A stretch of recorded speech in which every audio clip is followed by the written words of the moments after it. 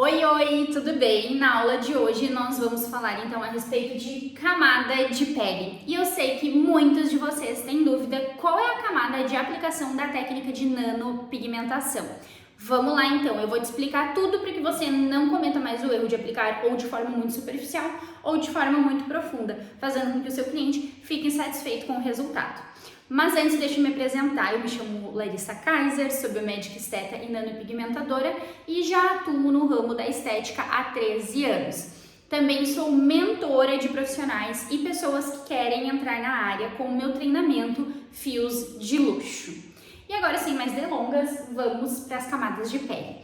Antes de te falar qual é a camada de pele, se você começar a olhar os meus vídeos, você vai entender que tudo que eu te falo como fato, eu gosto de te explicar o porquê daquilo. Então, antes de te falar qual é a camada, eu quero te explicar como são as camadas e por que nós vamos aplicar nesta camada e não nas outras. Vamos lá? Então, agora eu separei umas canetas aqui coloridas pra gente fazer a divisão aqui fisiologicamente da nossa pele, certo? Então, aqui a gente tem a nossa primeira camada de pele, que é a epiderme.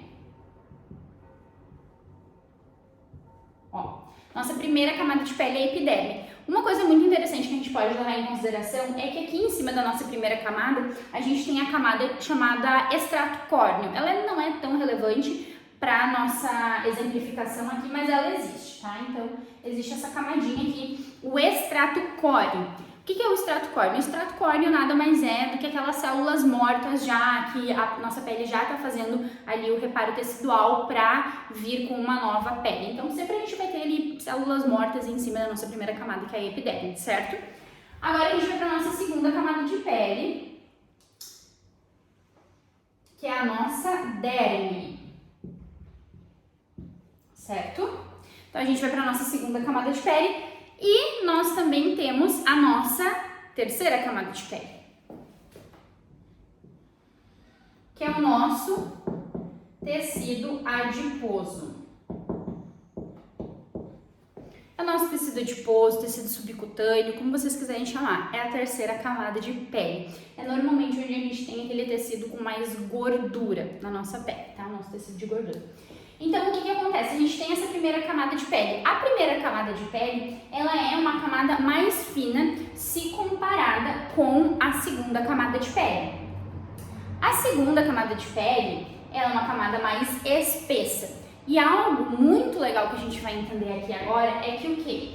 Nessa camada aqui, a gente tem vasos sanguíneos, tá? Na última camada, a gente tem vasos sanguíneos.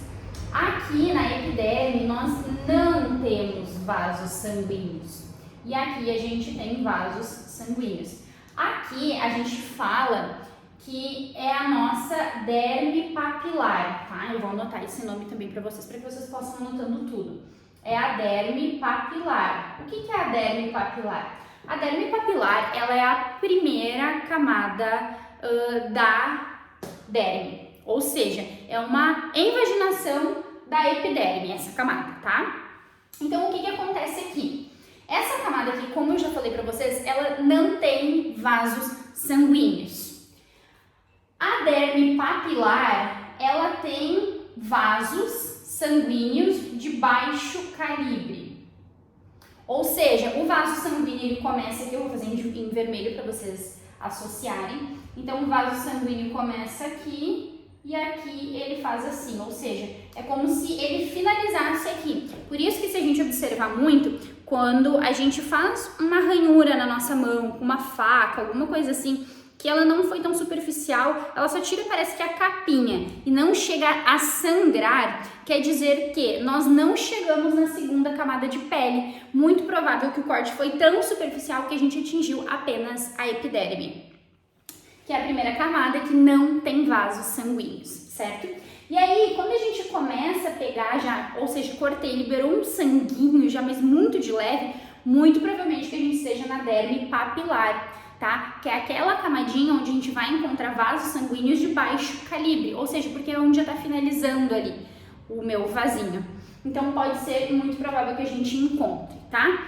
Quais são as características da derme papilar?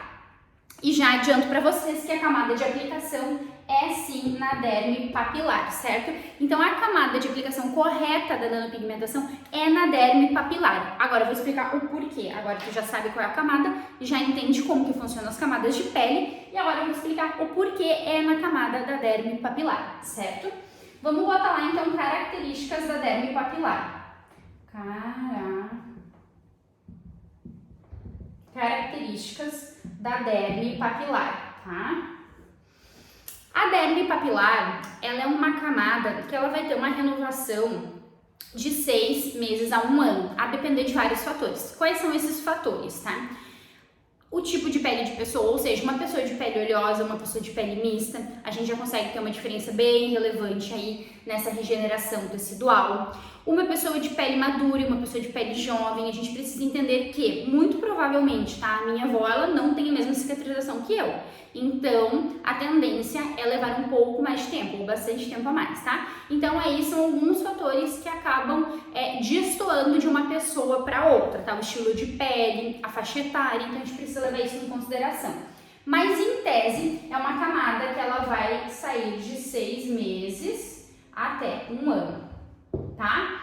E o que acontece? Então, a gente sabe que a durabilidade da nanopigmentação é em média de 6 meses até 1 ano.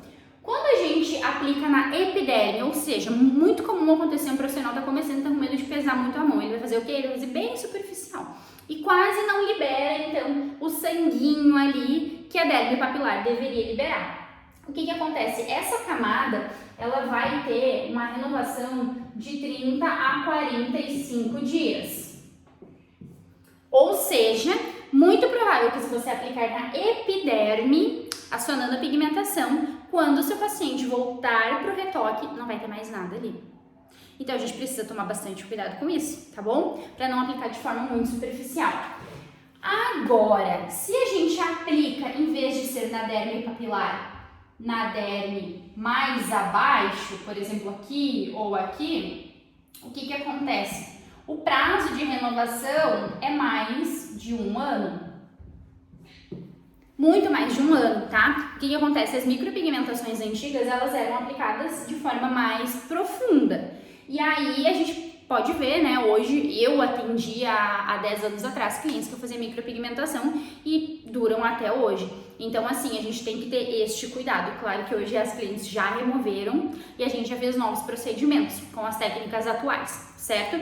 Então, o que acontece? Se a gente aplicar de forma muito interna, muito provavelmente que ela não seja uma nanopigmentação, ela seja uma micro, uma dermo, quase uma tatuagem. E o que acontece? A gente sabe que sobrancelhas que duram muito na pele do nosso cliente acabam ficando feias. Por quê? Porque ocorre o processo de oxidação do pigmento. Mas isso é assunto para outra aula, tá? Vou explicar para vocês então o que é a oxidação do pigmento e como que funciona aí se ele não ser eliminado dentro de um período de 1 ano no máximo. Então, por isso que hoje nós aplicamos a nanopigmentação na derme papilar. Por quê? Porque nós queremos que haja eliminação dentro de 1 ano, no máximo 1 ano e meio, deste pigmento, para que a cor não fique uma cor feia. Então, aqui nessa aula você aprendeu sobre a pele, as camadas de pele, você aprendeu em qual camada você deve aplicar a nanopigmentação e você também aprendeu o porquê é tão importante dela ser aplicada nesta camada, que é a derme papilar. É a primeira camada da derme, da segunda camada de pele. Era isso na aula de hoje, espero que vocês tenham gostado. Deixa um likezinho aqui, comenta e a gente vai conversando. Um beijo grande!